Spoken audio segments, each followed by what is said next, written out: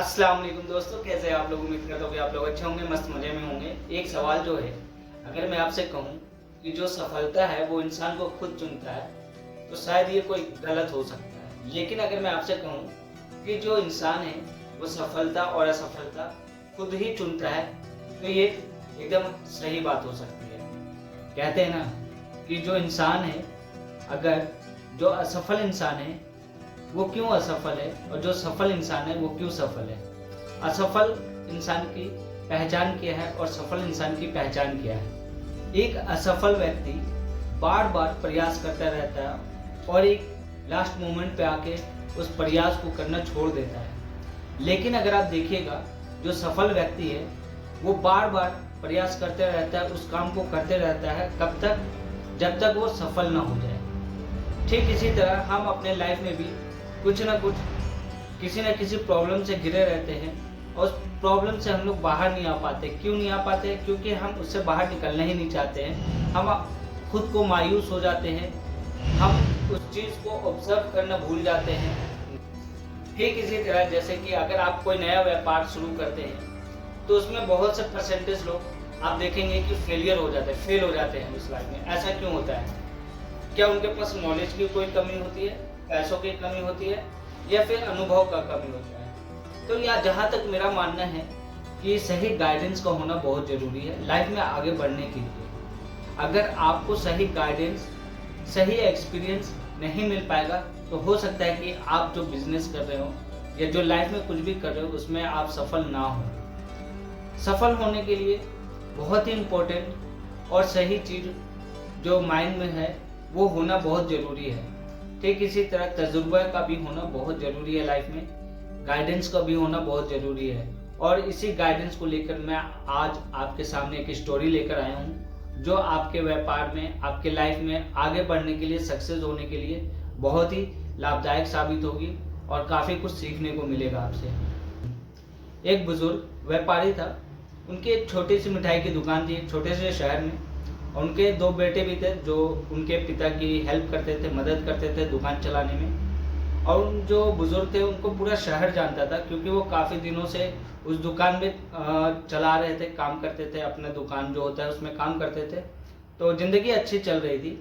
और एक बार होता क्या है कि दीपावली का टाइम आता है तो उनकी जो सेल है उसमें मेन बिक्री, मिठाई का जो सेल होता है वो सबसे ज़्यादा दीपावली में ही होता है। तो एक दिन ऐसे ही वो दुकानदारी कर रहे थे तो एक कस्टमर आता है उनके पास और उनसे वो मिठाई लेता है। जो बुजुर्ग होते हैं वो मिठाई पैक करके उसको दे देते हैं और वो कस्टमर वो मिठाई उठाता है और चलते बनता है। तो वो बुजुर्ग पीछे से आवाज़ देते हैं कि बेटा सुनो, तुमने इस जो मिठाई लिया है उसके पैसे नहीं दिए हैं। तो वो जो नौजवान होता है वो कहता है कि और कितनी बार पैसे दूँ, अभी तो दिए मैंने तुम्हें पैसे, और कितने पैसे चाहिए?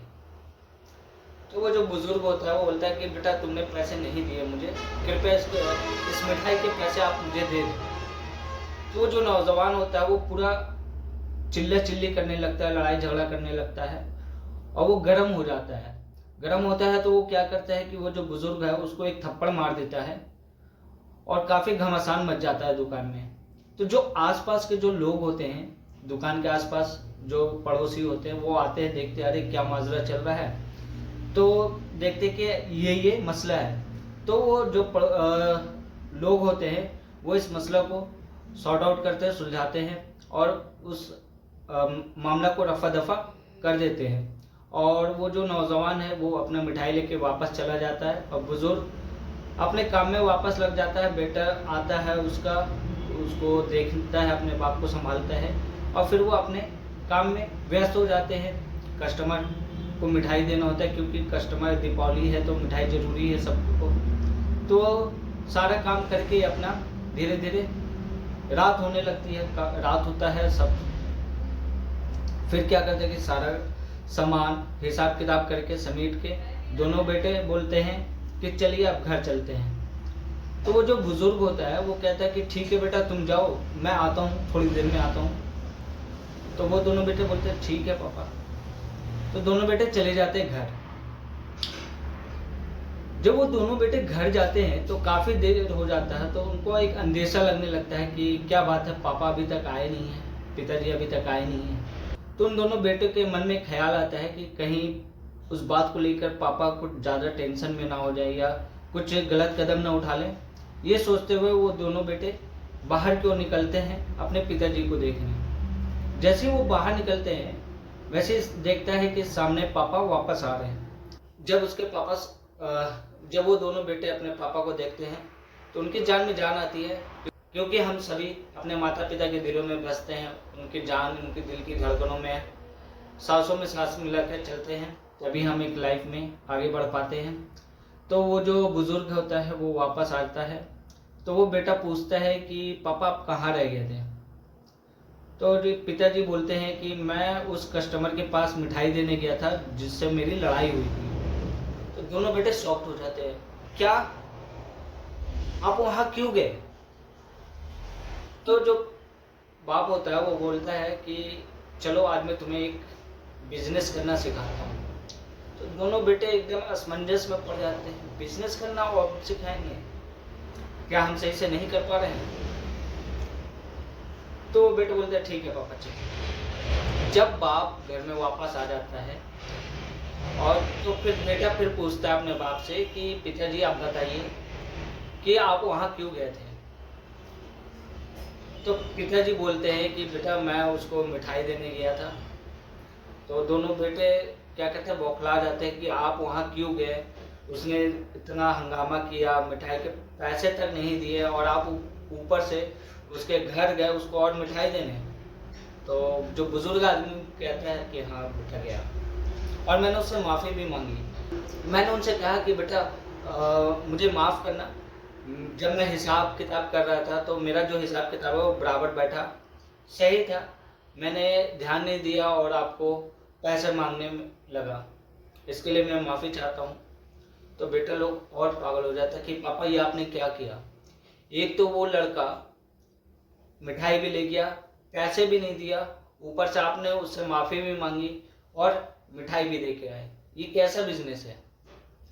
तो जो बुजुर्ग है वो थोड़ा मुस्कुराता है और अपने बेटे से कहता है कि सुनो, जब मैं उसके घर गया तो मेरे दिमाग में बस एक ही चीज़ चल रहा था कि मेरा जो रेपुटेशन है दुकान का, जो मेरा वैल्यू है दुकान का, वो कहीं गिर ना जाए।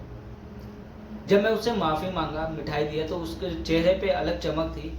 वो जो होना था तो सो हो गया।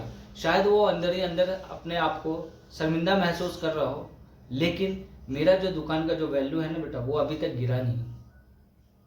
अगर मैं उसके घर पे जाकर उससे माफ़ी नहीं मांगता, उसको मिठाई नहीं देता, तो वो दूसरे दुकान पे जाता और मेरी दुकान की इतनी बुराइयां करता कि हो सकता है कि जो और कस्टमर हैं वो भी मेरे दुकान पे ना आए। अब रहेगी पैसे की बात बेटा, तो पैसे तो अब मेरे पास आएंगे ही, क्योंकि वो अब कहीं नहीं जाने वाला है। अब वो मेरे ही दुकान पे आएगा और मिठाई लेगा। अब पैसे कैसे निकालना है ये मैं जानता हूँ, मुझे पता है कि उससे पैसे कैसे निकालना है। तो इसको कहते हैं बिजनेस। हम लोग के जनरेशन में क्या है कि हम लोग थोड़ा सा कुछ भी एक स्टार्टअप शुरू कर लेते हैं और कुछ दिनों में वो बंद हो जाता है, क्योंकि कोई भी बिजनेस या कोई भी काम करने के लिए, है ना, रिपुटेशन और रिस्पेक्ट बहुत ज़रूरी है। आप कहीं पे भी हो, जॉब कर रहे हो या बिजनेस कर रहे हो, ठीक है, आपको इज्जत तभी मिलेगी जब आप दूसरों की इज्जत करेंगे। दोस्तों ये थी एक छोटी सी एक कहानी। होप ये वीडियो आपको अच्छी लगी हो। अगर आपको अच्छी लगी हो तो आपकी मर्जी है। तो फिर मिलते हैं अगले वीडियो में। अभी के लिए खुदा हाफिज़।